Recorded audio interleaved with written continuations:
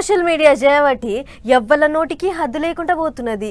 చేతుల పలకపోను ఉన్నది కదా అని ఎట్లా పడితే అట్లా కామెంట్లు పెడుతున్నారు. చిన్నంతరం పెద్దంతరం అనేది కూడా చూడకుండా ఎట్లా పడితే అట్లా తిడుతున్నారు, ట్రోలింగ్ చేస్తున్నారు. కొంతమంది అయితే మంచి పనులు చేసినా కూడా ట్రోలింగ్ చేస్తుర్రు. అందుకే రామ్లమ్మకు మస్తు కోపం వచ్చిందట. మరిగా అక్కకు అంతగానం కోపం తెప్పించిన ముచ్చటేందో చూడుర్రి. డిప్యూటీ సీఎం పవన్ సారు చిన్న కొడుకు మార్కు శంకర్ సింగపూర్ల గండం నుంచి గట్టెక్కి మొన్ననే మన దేశానికి వచ్చిండు. వచ్చిన వెంటనే పవన్ సార్ ఇంటి ఆమె అన్న లెజినోవా ఆలస్యం చేయకుండా ఏడుకొండల ఎంకన్న సన్నిధికి పోయి మొక్కులు చెల్లించుకున్నది. హిందువు కాకపోయినా డిక్లరేషన్ మీద సంతకం పెట్టి స్వామివారికి తలనీలాలు సమర్పించి తీర్ల భక్తితోని పూజలు చేసింది. అంతేకాదు 17 లక్షలు ఈరాళం ఇచ్చి భక్తులకు ఓ పూట అన్నదానం కూడా చేసింది. ఇక గీ ముచ్చట మీదనే ఇప్పటికీ సోషల్ మీడియాలో జరంత మంది ట్రోలింగ్ చేస్తున్నారట. రాజకీయం చేస్తానని కొంతమంది, కావాలని గంతగానం ప్రచారం చేస్తున్నారని ఇంగింతమంది కామెంట్లు రాస్తున్నారట.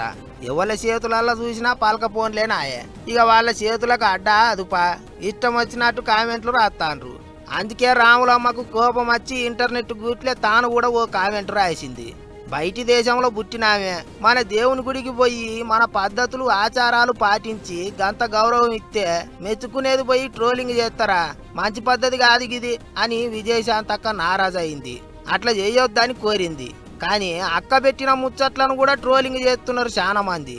ఇప్పటికే మార్కు శంకర్ మీద, డిప్యూటీ సీఎం ఇంటి ఆమె మీద ట్రోలింగ్ చేసిన వాళ్ళను పల్నాడు పోలీసు వాళ్ళు అరెస్ట్ చేసిండ్రు. 24/25 ఒక 10 days ముందు deputy CM sir and his family పైన అబ్సీన్ కంటెంట్ తో పాటు పోస్ట్ చేసిన వాళ్ళ పైన కేసు రిజిస్టర్ చేయడం జరిగింది. దాన్ని ట్విట్టర్ లో పోస్ట్ చేశారు. తర్వాత మన ఇన్వెస్టిగేషన్ లో టెక్నికల్ మనం చేసి ఫైండ్ అవుట్ చేస్తాము ఆ ట్విట్టర్ లో ఎవరు పోస్ట్ చేశారని చెప్పేసి.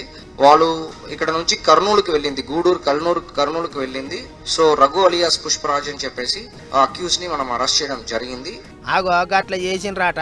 మరి ఇక వాళ్ళేం మనసులో ఏమో చిన్న పొల్లగాన్లను ఆడోళ్ళనని కూడా చూడకుండా ట్రోలింగ్ చేస్తున్నారు. ఈపులన్నీ మండ చంపాలి అసొంటోళ్ళను అని కోపానికి వస్తున్నారు.